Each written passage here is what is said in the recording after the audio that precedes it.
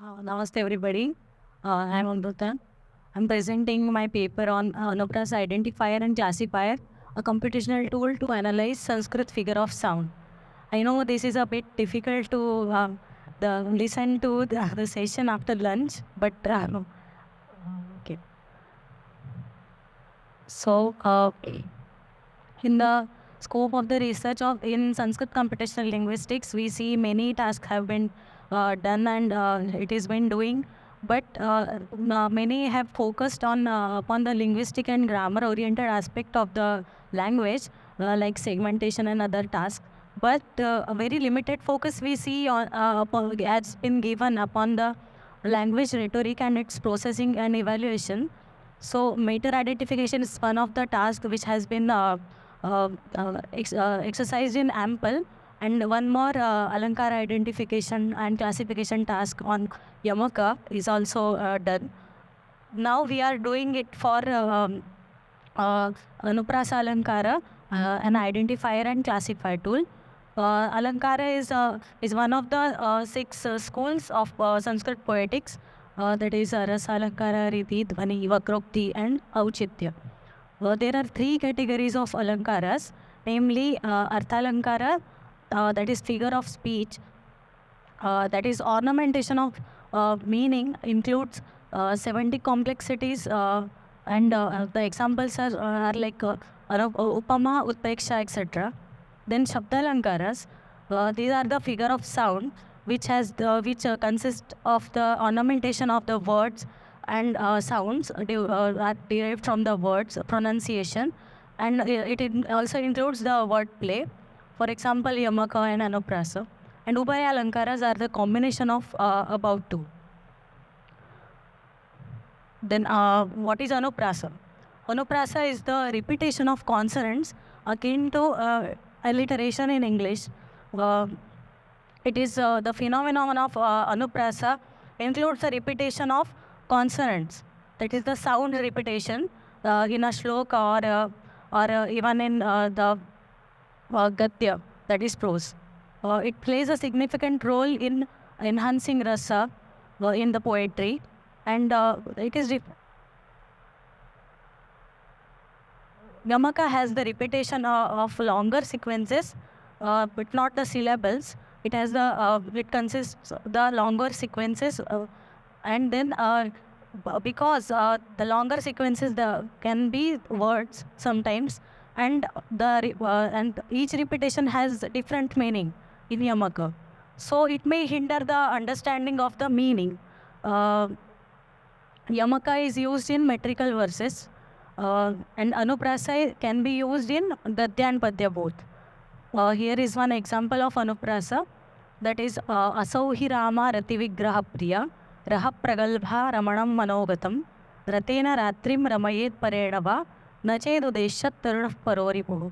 Here we can see the repetition of Rakara with different vowel endings, that is Ra, Ra, then Ri, again Re and Ru, also Ru.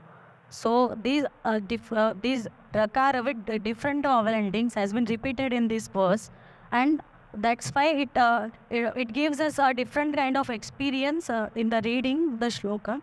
So this is an important Alankara. The conceptual development of the types of Alankara. Firstly, it was introduced in Natya Shastra, which is considered as the first book on rhetorics in Sanskrit, written by Bharatacharya, who is the father of Sanskrit poetics. It was introduced as one of the subtypes of Yamaka Alankara, that is Mala Alankara, Mala Yamaka. Then Bhamaha established it as a separate Alankara than Yamaka, that is Anuprāsa. This Anuprāsa is also has different definitions and different classifications by each of the acharyas in the tradition.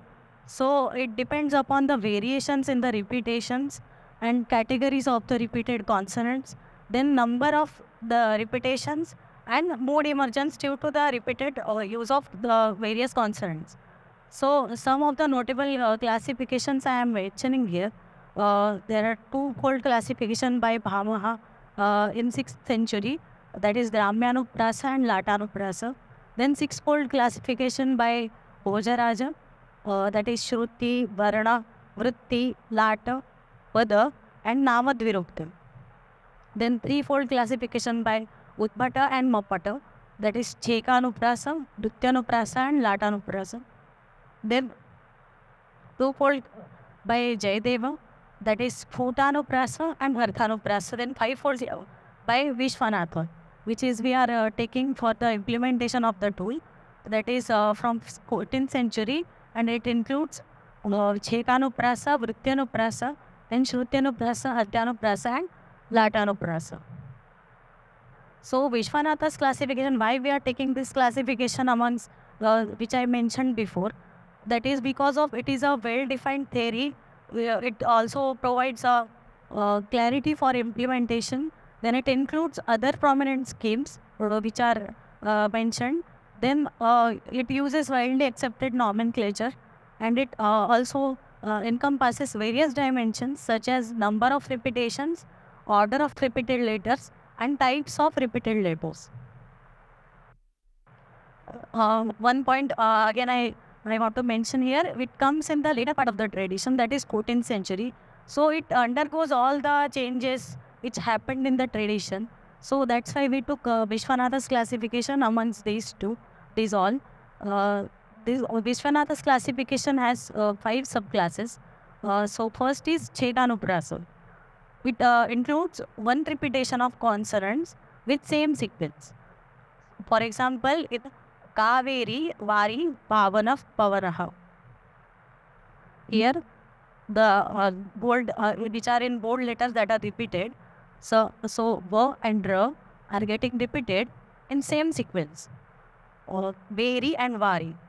The vowel endings are different, but the sequence is same. Again, Pavanaha, Pavanaha and Pavanaha. Here, Pa, Va, Na and Pa, Va, Na are getting repeated. Then Shrutyanuprasa, the repetitive consonants belonging to a specific set having same location of articulation. That is, various locations have been described in the tradition. Those are Kanthya, Talavya, Murdhanya, Dantya and Oshtya. So here is one example. Drishadaddham manasijam jivayanti drishaivayalu. Here, Ja and Ya are articulated from the Talavya. So due to their repetition in a proximity, it gives different kind of experience. So this is in Shrutyanuprasa. Then Vrityanuprasa, more than one repetition of consonants evoke a specific mood or emotion, that is vritti. Here, the sequence is not considered. Only the repetition of some consonants is considered. That the repetition can be more than one type. Here, Kridakko Kilaka Kali Kalakalai Rudhirna Karanachara. So, Ka and La are getting repeated, and the repetition is more than one time, and the sequence is not followed. So sometimes there is a Ka before La and La before Ka. So this is in Vrityanuprasa. Then Antyanuprasa, the repetition is in the end of the Pada or a Pada. For example, Mandam Hasantam Prabhaya Lasantam Janastya Chittam Satatam Harantam. Here Makara is at the end of each of the many words. Then it also get the Padantyanuprasa is the repetition of same sequence at the end of each of the pada of a verse. So here the first pada ends at Mandam Hasantam Prabhaya Lasantam. The Lasantam is the end of first pada and Harantam is the end of second pada. So Makara is at the end. So that's why this is also an example of Padantyanuprasa. Then Latanuprasa, which is the repetition of words with the same meaning and different implications. That is Tatparya. This is the example. Smera Rajiva Nayane, Nayane Kim Nemilitu. Here, the first Nayane is in the Samasa, and so that's why it refers to a person, not the eyes. The second Nayane refers to eyes, but meaning is same, but Tatparya is different. So this is an example of Anuprāsa. The implementation of the tool, we are first identifying and also classifying these types at the same time. So the order which we have followed is like this. First we identify Anuprāsa, then Anuprāsa and Anuprāsa. After that, Anuprāsa and Anuprāsa. Why we follow this order? You can see in this table, Anuprāsa as the count of n grams we are considering in Anuprāsa, Anuprāsa and Anuprāsa. The frequencies of n grams considered in Anuprāsa is more than or equals to 2. The order of the consonants is consonants or syllables is same.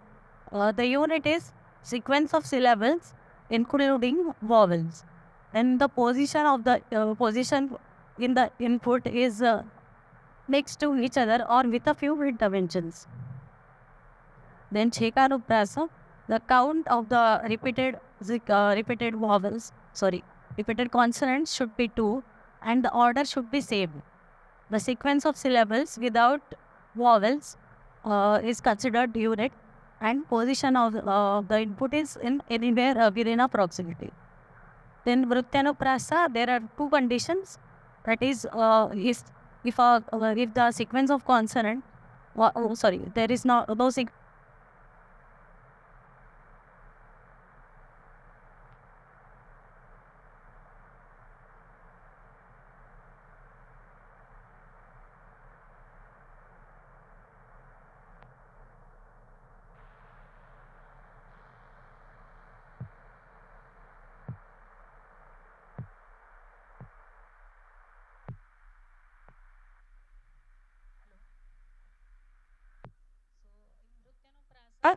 The count should be there are two conditions. If a sequence of vowels is considered, the count should be greater than 2. With the length of n, that is the sequence which we are considering, that should be greater than 2 or equals to 2. Then the input position should be anywhere in the proximity.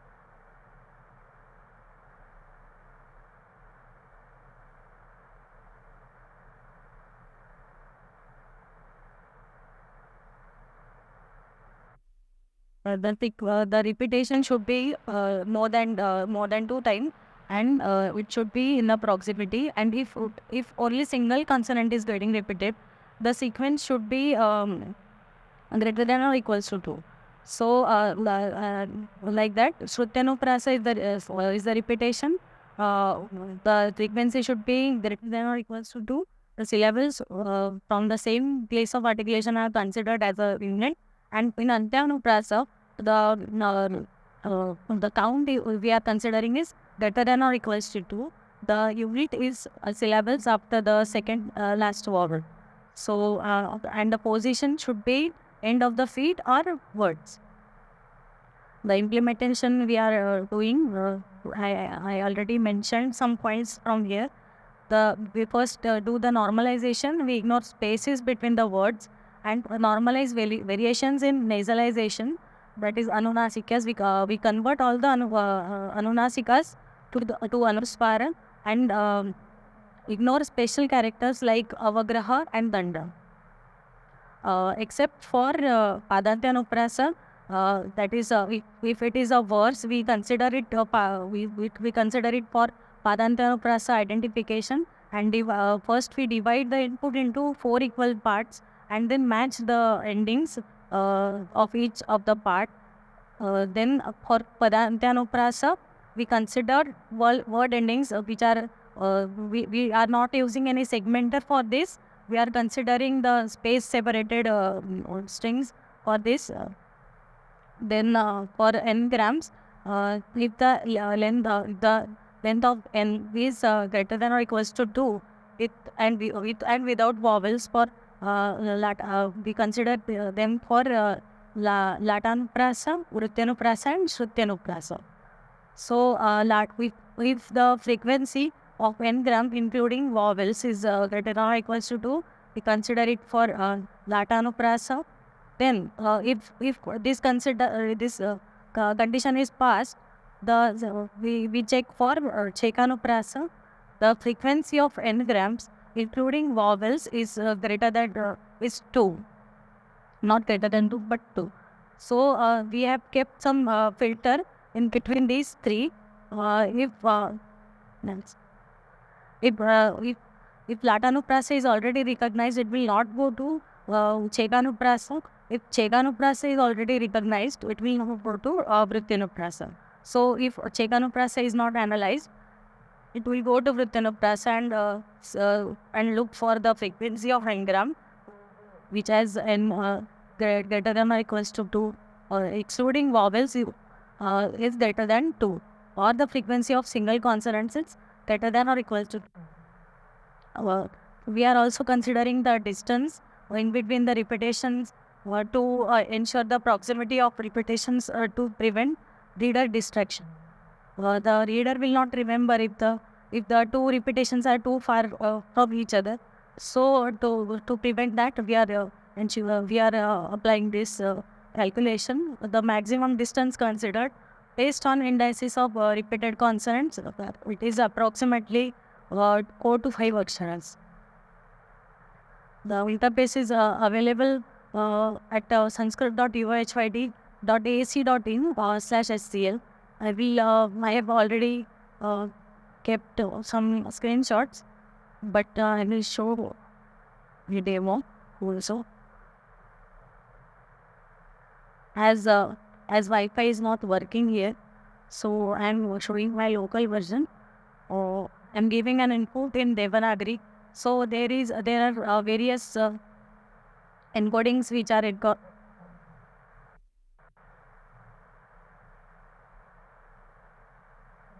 so, and it is visible now. So various encodings we have incorporated also. The user can give input in various encodings and output encodings. The thing that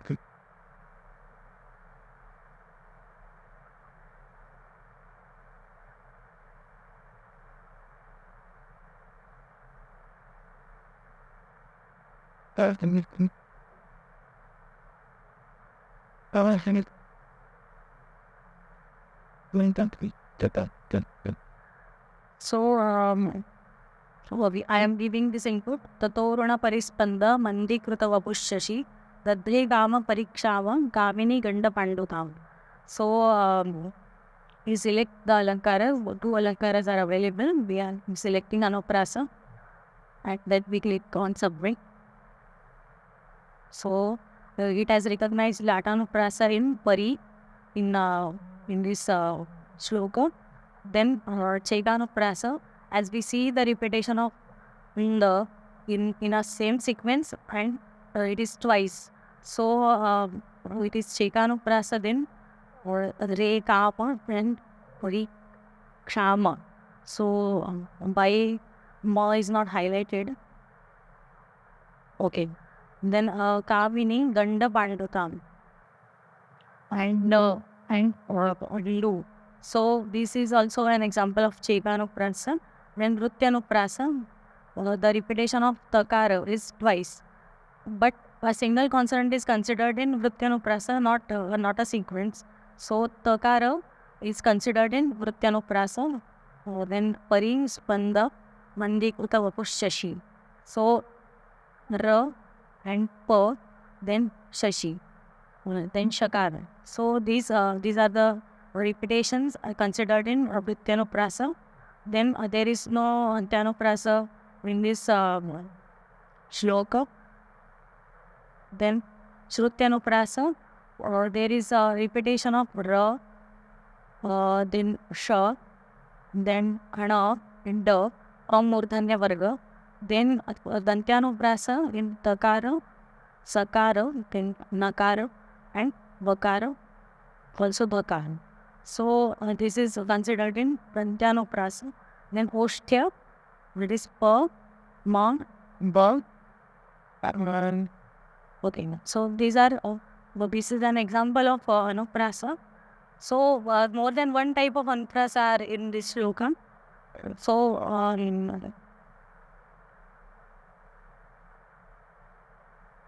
you can try various examples on the tool. Then we have evaluated this tool with 70 verses and 10 sample posts.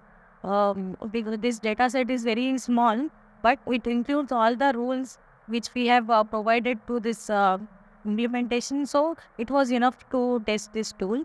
The correct analysis were in 62 verses and those were correctly analyzed. And partially incorrect analysis were in 8 verses because we have kept this filter of Latanuprasa, Chaitanuprasa and Nrityanuprasa. So if any example of Chaitanuprasa is already analyzed in Latanuprasa, it will not be shown in Chaitanuprasa. Similarly with Nrityanuprasa and Chaitanuprasa. Then Antyanuprasa, it relies on the spaces and dandas provided by the user. So if input has wrong spaces and it has not any danda, so it will not be considered under Antyanuprasa. So these were the reasons for incorrect analysis, and we are considering it as a foundation of or figurative language processing in Sanskrit and other Indian languages as well.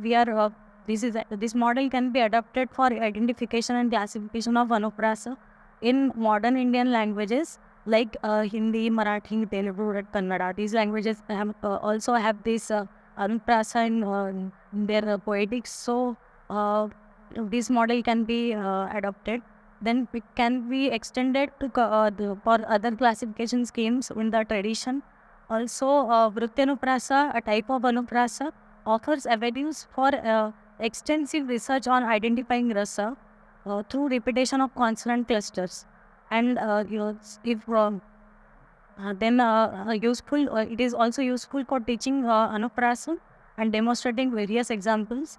It provides a tool for testing upcoming masterpieces in Sanskrit poetry also. So, thank you for listening this presentation and questions and revision. Thank you, Amruta. Actually, processing Alankara is very difficult.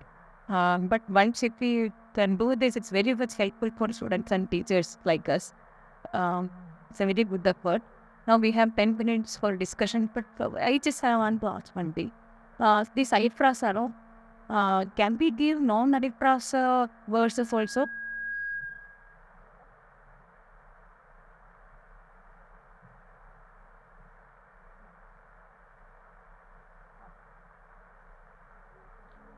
Okay. And are you there? So Amruta, can we give this non-Anuprasa verses also? Then what you will produce? Any example, any sloka if we give, any other Alankara?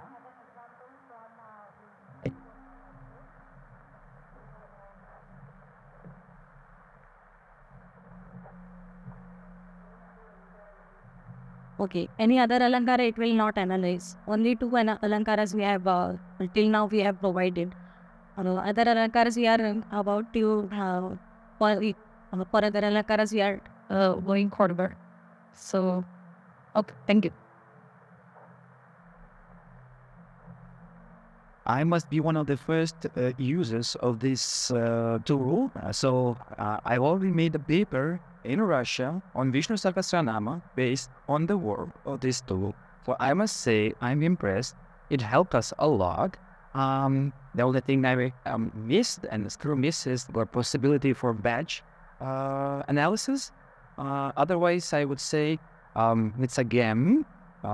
Thank you. It's of practical use both for pedagogical purposes and for me trying to find why is the Vishnu Sahasranama so beautiful. So your tool already helped me. So I thanks, Jason. So much. We are humble. Thanks so much for your appreciation. We will definitely think for the batch input. So we'll work on it. Thanks.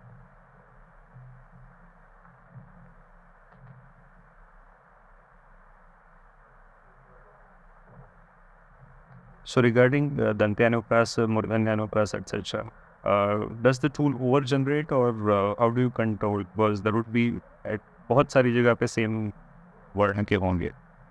Yeah. In three types I already mentioned. It has filters. So in three there is no overlapping. Means one verse can have many types of Anuprāsa. So it is with shows. No, I understand. So let's say there would be many cases in which there would not be any alankar or there would not be any visible pattern. But still the would be appearing at random places, not generating any sense of aesthetics. So how do we kind of see कि इसमें रस है इसमें नहीं है ये बेकार सा तर्क लगाया है. This is a bit difficult, but in Tana Shruti so it will produce. If there are in there, it is in proximity, it will produce. It will definitely have some effect.